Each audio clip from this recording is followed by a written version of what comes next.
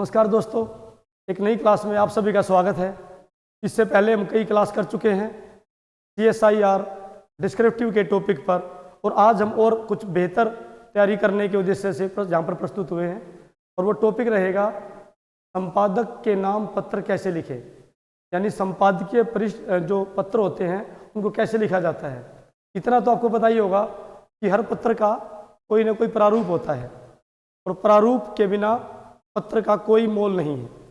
तो आइए आज हम ये सीखेंगे कि संपादक के नाम पत्र कैसे लिखा जाता है। तो देखते हैं। सबसे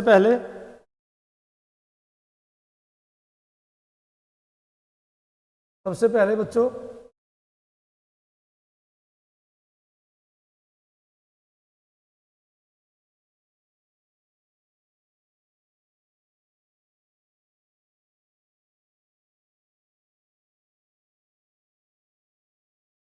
संपादक के नाम पत्र, इसमें बच्चों क्वेश्चन के ऊपर निर्भर करता है कि क्वेश्चन कैसा पूछा गया है। यदि प्रश्न पत्र में पता दिया गया है कि आपका पता यह है और आपका नाम यह है, तो हम उसके अनुसार ही लिखेंगे। यानी जो नाम पता दिया गया है उसको सबसे पहले लिखेंगे। मत भूलना कि सबसे पहले जो राइटर होता है, पत्र का लेखक होता है, उसी का सबसे पहले एड्रेस लिखा जाता है ऊपर। और यदि पता दिया हुआ है तो ठीक है। मान लो कोई पता दिया हुआ है यहाँ पर, तो वो आपको वही पता लिखना पड़ेगा। जैसे मान लो कोई फॉर एग्जांपल ये मकान नंबर है, ठीक है, ये सेक्टर है, ओके, और ये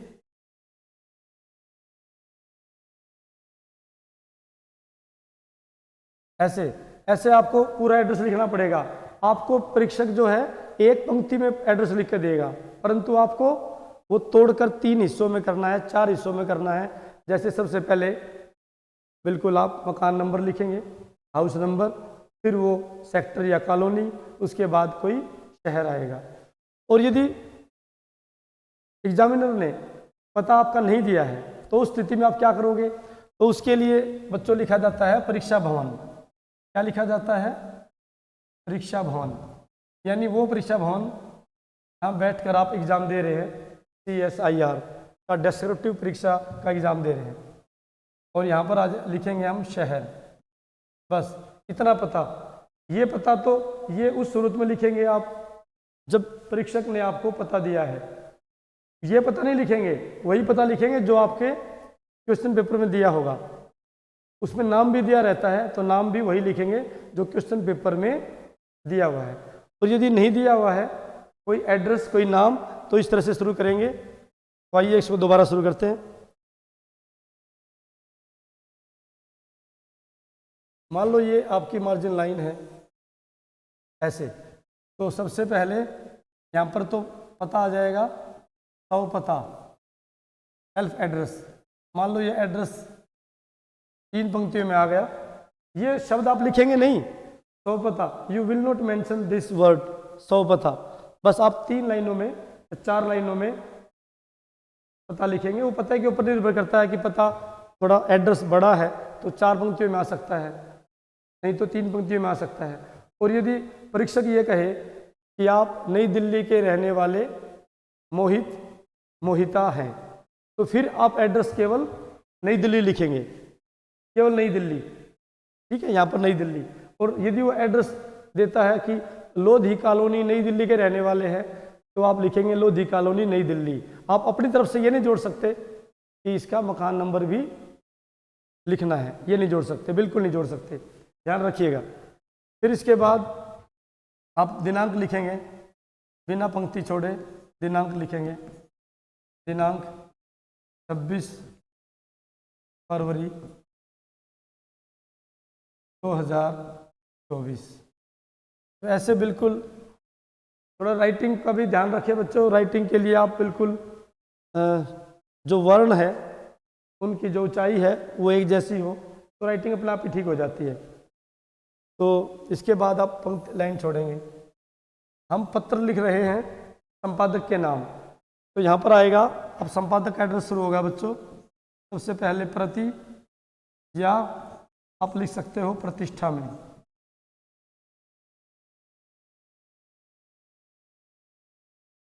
फिर उसके बाद संपादक।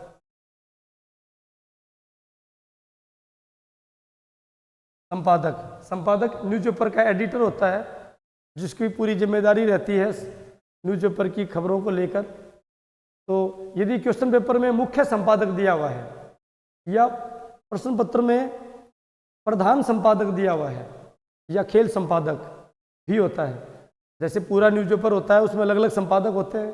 एक खेल की खबर को देखेगा वो खेल संपादक है, कुछ जो आर्थिक जो खबरें होती हैं अर्थ संबंधी फाइनेंशियल न्यूज़ होती हैं उनको देखने वाला अलग एडिटर होता है, संपादक होता है। तो ये यदि जैसा एग्जामिनर कहे वैसा करना है। प्रधान संपादक उसके अकॉर्डिंग, क्वेश्चन के अकॉर्डिंग, या मुख्य संपादक या खाली संपादक। अब संपादक लिखेंगे जैसा क्वेश्चन पेपर में कहा है। इसके बाद न्यूज़पेपर का नाम, यदि उसने कहा है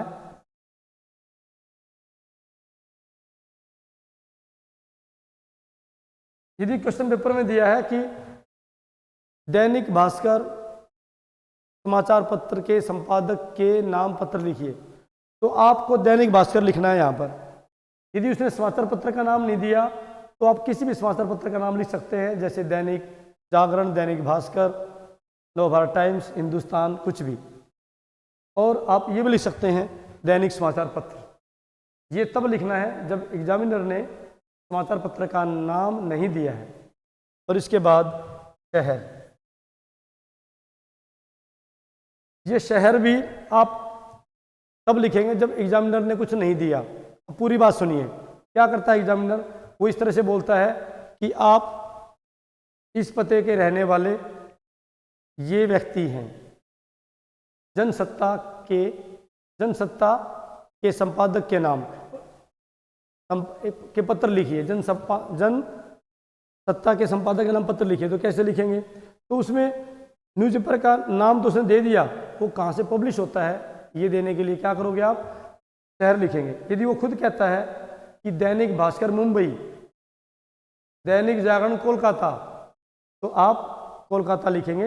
यदि एग्जामिनर आपको देता है तो, नाम देता है तो शहर का, अदरवाइज आप ये लिखेंगे। तो आपने क्या सीखा, प्रति, सबसे पहले अपना पता, फिर दिनांक, फिर एक लाइन छोड़ देंगे बच्चों, बिल्कुल यहाँ पर खाली छोड़ेंगे। उसके बाद 4 पंक्तियों में प्रति, संपादक, समाचार का नाम और शहर। अब इसके बाद लाइन छूटेगी बेटा यहाँ पर। ये लाइन छोड़ने का कंसेप्ट केवल इतना ध्यान रखें, 2 एड्रेस है, 2 पते हैं, एक ये पता जो आपका है, एक ये पता जिसको लिख रहे हैं उसका है। तो दोनों पता, दोनों जो एड्रेस हैं उनको अलग अलग करने के उद्देश्य से लाइन छोड़ी जाती है। इसका कोई ना कोई लॉजिक होता है, कोई ना कोई प्रयोजन होता है, बिना प्रयोजन के नहीं छोड़ी जाती। इसके बाद हम करेंगे, ये हम कर चुके हैं ऐसे, तो यहाँ पर लाइन दोबारा छोड़ेंगे एक, मतलब इससे पहले क्या आया था, विषय। तो विषय को हम दोबारा लिख देते हैं यहाँ पर, हम एक बार एक लाइन ऊपर छोड़ चुके हैं हम। इसके बाद छोड़ चुके हैं, देखो यहाँ पर शहर के बाद ये वो लाइन छूटी हुई है, यहाँ पर लिखेंगे विषय।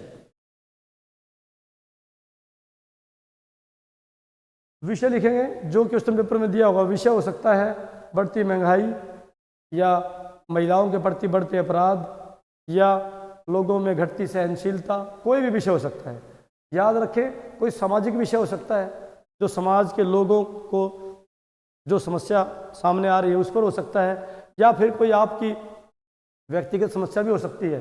यस, व्यक्तिगत समस्या को भी आप समाचार पत्र के संपादक को लिख सकते हो। जैसे आपको बिजली की समस्या है, सड़कों की है, पानी की है, कुछ भी, यानी वही समस्या आप कंप्लेंट करते समय भी कर सकते हैं और उसी समस्या को समाचार पत्र के संपादक को भी लिख सकते हैं। ठीक है, तो हम यहाँ पर हम बात करेंगे विषय की। विषय के पहले और बाद में लाइन छूटती है, याद रखना, ये बात ध्यान देने की है। Just before and after subject, subject के पहले और तुरंत बाद एक लाइन छोड़नी है और उस पर आप विषय लिखोगे। विषय पूरा नहीं लिखोगे, महिलाओं के प्रति बढ़ते अपराध के संबंध में पत्र। नो, शॉर्ट में विषय का मतलब आपको संकेत भर करना होता है कि हम किस बारे में लिख रहे हैं। तो महिलाओं के प्रति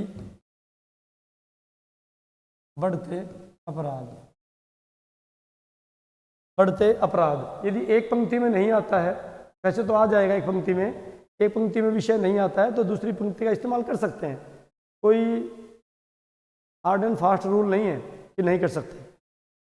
महिलाओं के प्रति बढ़ते अपराधों के संबंध में।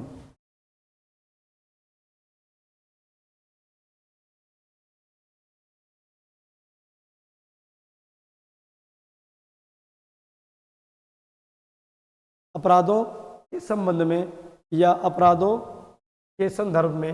अब इसके बाद लाइन छोड़नी है। अब यहाँ पर लिखना है महोदय। महोदय लिख सकते हैं, या कुछ बच्चे थोड़ा और दूसरा नया लिखना चाहते हो वर्ड, मान्यवर लिख सकते हैं। और इसके बाद बच्चों ध्यान से देखिए, इसके बाद आप लाइन छोड़िए या न छोड़िए, वो ऑप्शनल है। लाइन छोड़ने का कंसेप्ट केवल यहाँ पर था और विषय के बाद यहाँ पर था। अब इसके बाद आप एक पैराग्राफ लिखेंगे जो कि इंट्रो होगा, जिसमें इंट्रोडक्शन होगी। कैसे लिखेंगे? मैं आपके लोकप्रिय, क्या लिखेंगे? मैं आपके लोकप्रिय समाचार पत्र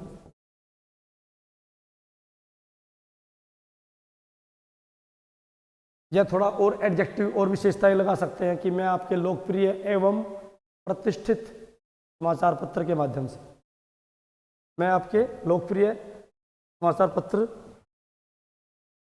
के माध्यम से, यानी आपका जो समाचार पत्र है वो माध्यम बनेगा, मेरे विचारों का माध्यम बनेगा, वो मोड बनेगा। समाचार पत्र के माध्यम से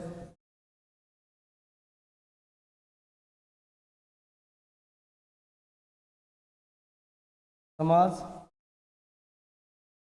और प्रशासन का ध्यान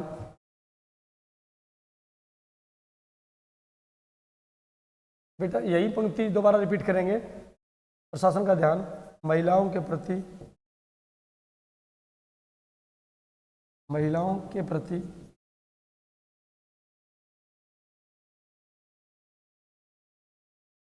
बढ़ते, ये पहला पैराग्राफ बिल्कुल फिक्स सा रहता है, इसमें ज़्यादा परिवर्तन नहीं कर सकते। जो विषय होगा उसके अनुसार इसको लिखना होता है, और इसमें आप केवल विषय में प्रवेश करते हैं, किस विषय में आप लिखने जा रहे हैं उसके बारे में आपको बताना होता है। मैं आपके लोकप्रिय समाचार पत्र के माध्यम से समाज का ध्यान या प्रशासन का ध्यान या दोनों का ही ध्यान, क्योंकि महिलाओं के प्रति जो क्राइम बढ़ रहा है, अपराध बढ़ रहे हैं, उसकी तरफ प्रशासन भी तो ध्यान देगा ना, तभी तो उस पर अंकुश लगेगा, उस पर रोक लग पाएगी, उसमें कमी आएगी। समाज और प्रशासन का ध्यान महिलाओं के प्रति बढ़ते अपराधों की ओर दिलाना चाहता हूं।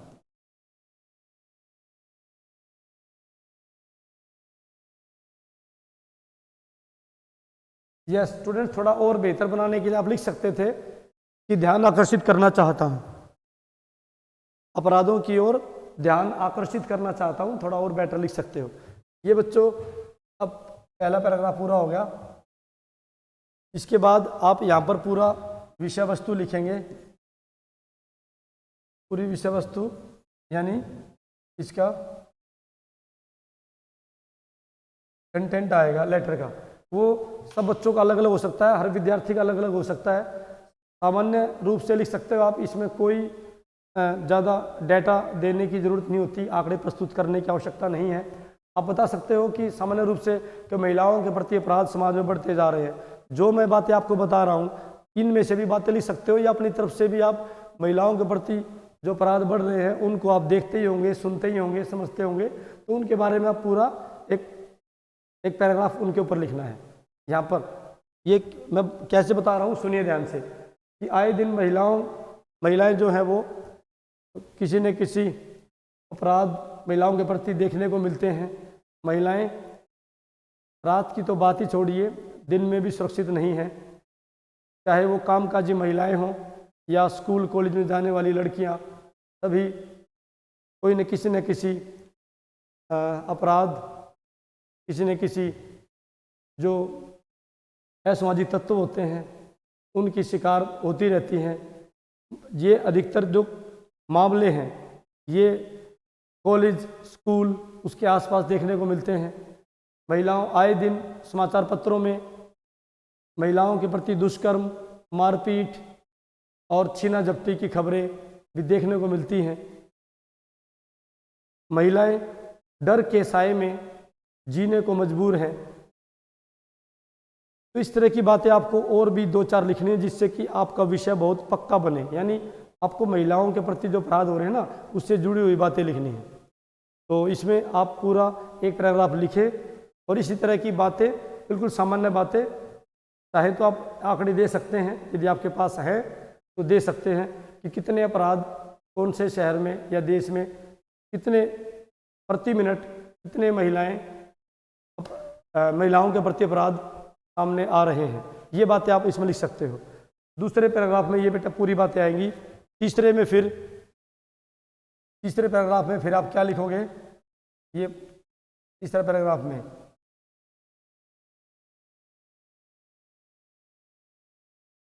मैं आपसे आग्रह करता हूं, वाक्य बनाना बेटा किसी तरह बना सकते हो।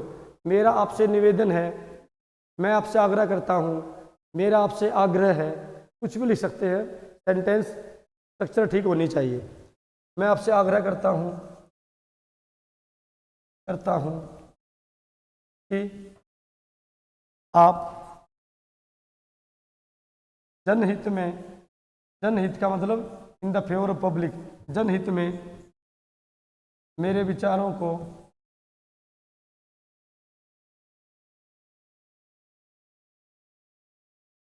अपने समाचार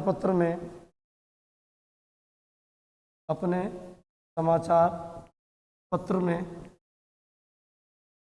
प्रकाशित करेंगे या अवश्य प्रकाशित करेंगे। लिख सकते हो आप, प्रकाशित करेंगे या फिर अवश्य प्रकाशित करेंगे,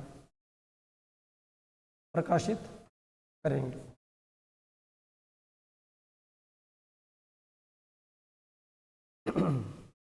मैं इसके लिए आपका आभारी रहूँगा, मैं इसके लिए आपका हृदय से आभारी रहूँगा। ये बातें आप जोड़ सकते हो, लिख सकते हो ये बात बिल्कुल साथ में। मैं इसके लिए आपका हृदय से आभारी, हृदय लिख रहा हूँ मैं, आभारी लिख रहा हूँ। ये स्पेलिंग लिख दी है मैंने, हृदय और आभारी। मैं इसके लिए, इस काम के लिए आपका हृदय से आभारी रहूँगा। अब लास्ट में बच्चों क्या लिखेंगे, हर पैराग्राफ के बाद लाइन छोड़नी है। यू कैन से कि हर नए पैराग्राफ को एक लाइन छोड़कर शुरू करेंगे। तो यहाँ पर भी लाइन छोड़कर हम शुरू करेंगे, लिखेंगे धन्यवाद सहित।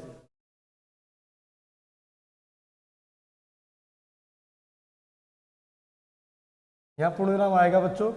अब तक जितने भी हमने लिखे हैं, लेटर लिखा है, देखो उसमें कहीं पर भी हमने पंक्चुएशन का प्रयोग नहीं किया। कहीं पर भी देखो कॉमा, कोई फुल स्टॉप, किसी विराम चिन्ह का प्रयोग हमने नहीं किया। आपको भी नहीं करना है, बिल्कुल ये आउट ऑफ ट्रेंड हो गया। तो इसलिए आप बिल्कुल बिना विराम चिन्हों के लिखिए, कोई गलती की गुंजाइश ही नहीं है। और पहली बार पूर्ण विराम का प्रयोग यहाँ पर हो रहा है बेटा, इसमें देखो यहाँ पर हो रहा है। और आगे चलिए, धन्यवाद सहित। लड़के जो हैं वो भवदीय लिखेंगे, भवदीय। लड़कियां भवदीया लिखेंगी। यहाँ पर नाम जो दिया है तो क्या ख नाम दिया है तो वही लिखेंगे, अन्यथा क्या ख लिखेंगे। मैंने आपको बताया था पत्र की शुरुआत में यदि कहा गया है कि आपका नाम ये है, मतलब ओब्लिक में लिखा मिलेगा, या आप खुद ही समझदार, आप समझ गए होंगे। यदि ऋतिक ओब्लिक ऋतिका है तो ऋतिक लड़के लिखेंगे और ऋतिका लड़कियां। अंकित ओब्लिक अंकिता है तो अंकित लड़के लिखेंगे और अंकिता लड़कियां लिखेंगी। लड़कियां भवदिया लिखेंगी, लड़के भवदिया लिखेंगे। भवदिया का मीनिंग होता है आपका, तो इसके आगे और एक्स्ट्रा आपका लिखने की जरूरत नहीं है, गलत हो जाएगा फिर, केवल भवदिया। तो इस तरह से बेटा ये पूरा होगा। यदि क ख ग कब लिखेंगे, क ख ग तब लिखेंगे जब कोई भी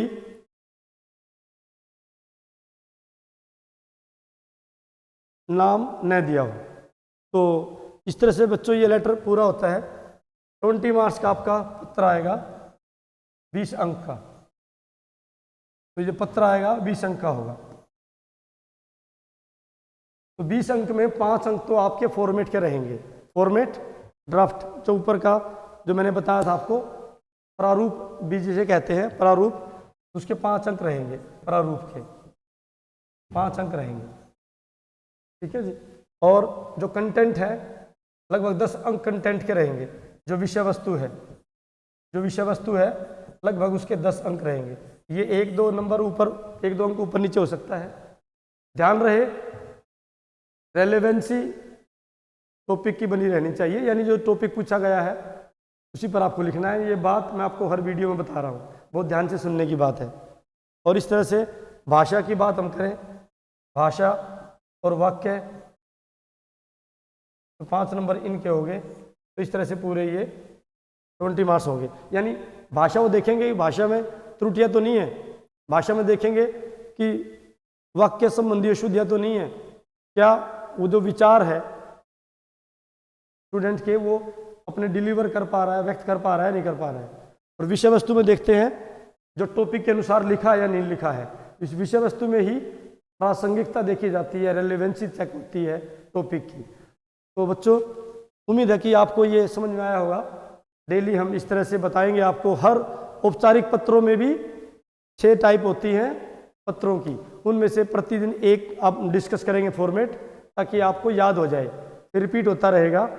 अब संपादक के नाम पत्र पहले हमने किया था, आवेदन अब नेक्स्ट टाइम वीडियो बनेगी तो उसमें शिकायती पत्रों पर बात करेंगे, शिकायती पत्रों पर। तो जुड़े रहिए हमारे साथ। चाणक्य कोचिंग इंस्टीट्यूट सोनीपत हरियाणा में आपका स्वागत है। यहाँ पर दोनों मोड में आपको कोचिंग दी जा रही है, descriptive coaching SO and ASO की, ऑनलाइन मोड में, ऑफलाइन मोड में। अधिक जानकारी के लिए वीडियो के अंत में जो फ़ोन नंबर है डिस्क्रिप्शन में, वहाँ से आप जानकारी जुटा सकते हैं। धन्यवाद, बहुत बहुत धन्यवाद।